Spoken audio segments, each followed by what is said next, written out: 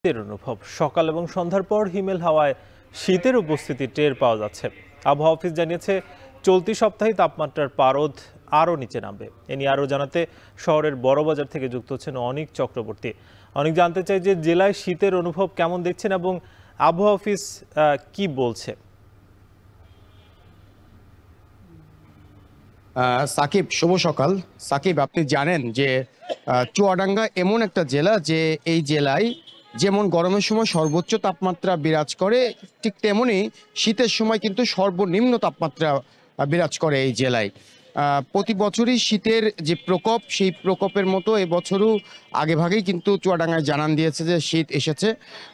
আমরা দেখেছি যে এই চলতি যে মাস, এই মাস থেকেই শীতের অনুভব আসলে পাচ্ছে এই জেলার মানুষ।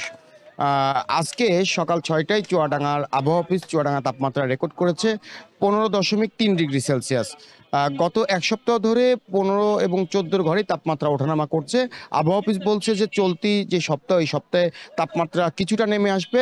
এরপর পরই কিন্তু অর্থাৎ এই মাসের শেষের দিকেই তাপমাত্রা অনেকটাই নিচে আসতে পারে বলছে চুয়াডাঙ্গার আবহাওয়া অফিস। সাকিব, আজকের যদি চিত্র বলি, যে আজকের চিত্র আমি সকাল থেকেই দেখেছি যে খুব একটা কুয়াশা না থাকলেও শীতের যেই অনুভব সেটা কিন্তু সকালবেলা থাকছে এবং সন্ধ্যার পরপরই কিন্তু বাতাসের কারণে শীতের অনুভবটা আসলে অনেকটাই বেশি সাকিব চুয়াডাঙ্গায়। এই জেলার মানুষ কিন্তু এই মাস থেকেই সন্ধ্যার পরে শীতের যেই গরমের পোশাক, সেই পোশাক পরেই কিন্তু বাইরে বের হচ্ছে। গ্রাম অঞ্চলের এবং গ্রাম অঞ্চলে যে হাটগুলো আছে সেখানে দেখেছি যে সন্ধ্যার পরপরই মানুষের আনাগোনা কিন্তু অনেকটাই কমে যাচ্ছে। এছাড়া শহরের যদি চিত্র বলি, শহরেও কিন্তু রাত যত বেশি হচ্ছে মানুষের আনাগোনাও এবং দোকানপাটও কিন্তু খুব একটা চোখে পড়ছে না।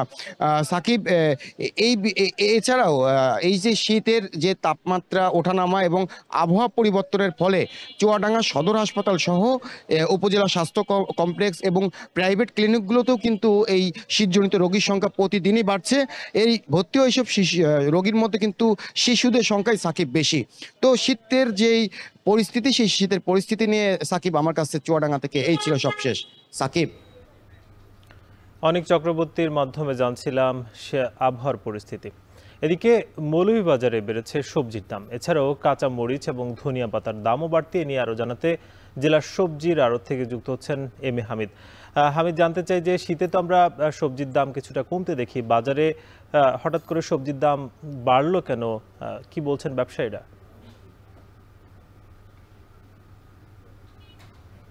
সাকিব, মৌলভীবাজারে কিন্তু গত এক সপ্তাহ থেকে সবজির দাম বাড়তির দিকে। কারণ হিসাবে ব্যবসায়ীরা বলছেন যে যে বৃষ্টি হয়েছিল গত এক সপ্তাহ আগে, সেই বৃষ্টির কারণে কিন্তু মাঠ পর্যায়ে থেকে সবজি বাজারে আসতে পারেনি, যার কারণে প্রতিটা সবজির দাম বেড়ে গিয়েছে। আমি যদি এখানকার শীতের সবজির মধ্যে ফুলকপি, বাঁধাকপি, টমেটো এইগুলোর কথা বলি, তাহলে বাঁধাকপি এখন 90 থেকে 100 টাকায় বিক্রি হচ্ছে এবং ফুলকপি 100 থেকে 120 টাকা, টমেটো 120 থেকে 30 টাকা, বেগুন 60 টাকা, বরবটি 60 টাকা।